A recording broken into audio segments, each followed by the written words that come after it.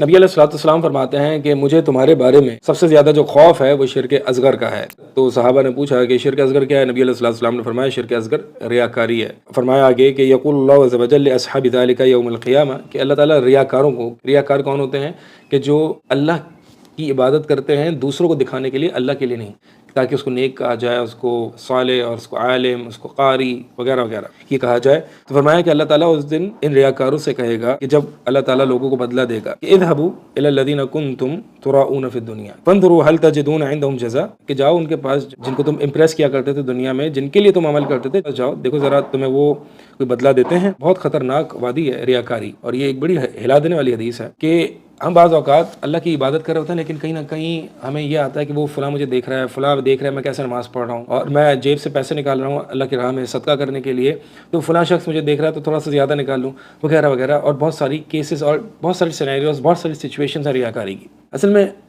ریاکاری کا سب سے پہلا اور سب سے امپورٹنٹ علاج یہی ہے کہ اللہ تعالیٰ سے دعا کی جائے۔ ہم اللہ کی عبادت نہیں کر سکتے جب تک کہ اللہ سے ہم دعا نہ کر لیں کہ اللہ صحیح معنوں میں اخلاص کے ساتھ نبی علیہ الصلوۃ والسلام کی سنت کے مطابق تیری عبادت نہ کر لیں۔ تو اللہ سے دعا کریں، first and foremost, very important. Second thing is ذرا آپ یہ سوچیں کہ اصل میں ایک سائیکالوجی میں بھی یہ ایک کانسیپٹ ہے کہ جب بندہ عمل کر رہا ہوتا ہے نا، اس کو یہ لگتا ہے کہ ساری لائٹس، سارا لوگوں کا فوکس اسی کی طرف ہے۔ مثال کے طور پر اگر میں نماز پڑھ رہا ہوں تو جو لوگ مجھے دیکھ رہے ہیں تو مجھے ایسا لگتا ہے کہ یہ میرے بارے میں ہر وقت یہی سوچتا رہے گا کہ میں نے کتنی اچھی نماز پڑھی۔ ایسا نہیں ہوتا۔ اب مثال کے طور پر آپ اگر اپنی اگزامپل لیں اور آپ کسی کو دیکھیں کہ یار اس نے قرآن بڑا اچھا پڑھا ہے، یعنی نماز پڑھائی، اس نے قرآن کی قرأت بڑی اچھی کی ہے، اب آپ بس اس وقت اس کو بہت اپریشیٹ کرتے ہیں، ماشاءاللہ بہت اچھی قرأت ہے، اور پھر اس کے بعد آپ گھر پہ چلے جاتے ہیں اور بھول جاتے ہیں ان چیزوں کو، اس نے قرأت اچھی کی تھی یا کیا کیا تھا۔ لیکن وہ جو قاری ہے، اگر قاری کے ذہن میں یہ ہے کہ لوگ میری قرأت کو سن رہے ہیں، میں لوگوں کو امپریس کرنے کے لیے قرأت کر رہا ہوں، تو وہ قاری قرآن جو ہوگا وہ یہ سمجھتا رہے گا کہ یہ لوگ جو ہیں میرے بارے میں ہر وقت یہی سوچتے رہیں گے کہ میں کتنا اچھا ہوں۔ جو ریاکاری یعنی ایک عجیب سی ایک چیز ہے، اور شیطان بھی ڈالتا ہے۔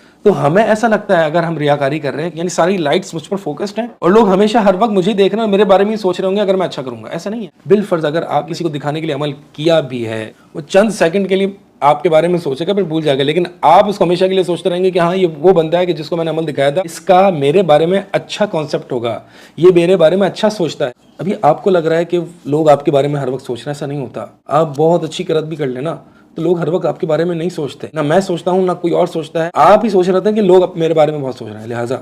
اس ایفیکٹ کو اگر ہم تھوڑا سا گہرائی میں جان لیں نا، صحیح سے سمجھ لیں، تو ہمیں پتہ چلے کہ یار یہ ریاکاری کیا ہے۔ اگر میں کسی کے لیے کر بھی رہا ہوں، کسی کو امپریس کر بھی رہا ہوں، تو وہ فار دیٹ اونلی مومنٹ، اس انسٹنٹ پہ وہ اپریشیٹ کر لے گا، اور ایسا نہیں کہ وہ آپ کے آگے سبمٹ کر دے گا یا جھک جائے گا۔ اگر ہم دیکھیں کہ ریاکاری ہمیں کیا دے سکتا ہے، کچھ بھی نہیں دے سکتا، بلکہ الٹا وبال ہوگا، قیامت کا دن ہوگا، نیکیاں میرے پلے میں نہیں ہوں گی، نیکیوں کا محتاج ہوں گا، اللہ سے اپنی نیکیوں کا سوال کروں گا تو اللہ تعالیٰ یہ کہہ دے گا جاؤ بھائی، جس کو تم دکھاتے تھے وہیں سے اپنی نیکیوں کو لو، تو نہ آخرت میں کچھ ملے گا بلکہ الٹا نقصان ملے گا، اور نہ دنیا میں کچھ ملنا ہے۔ اپریسیشن اور یہ ساری چیزیں جو ہے وہ ہر صورتحال میں، کچھ لوگ ایسے ملیں گے آپ کو جو آپ کی تعریف کریں گے، کچھ لوگ ایسے ملیں گے جو آپ کو ڈسکریج کریں گے، اپریشیٹ نہیں کریں گے۔ تو کیوں نہ ہم لوگوں کو چھوڑ کے اللہ کی عبادت کریں۔ سلف صالحین کہا کرتے تھے من عرف الناس استراح،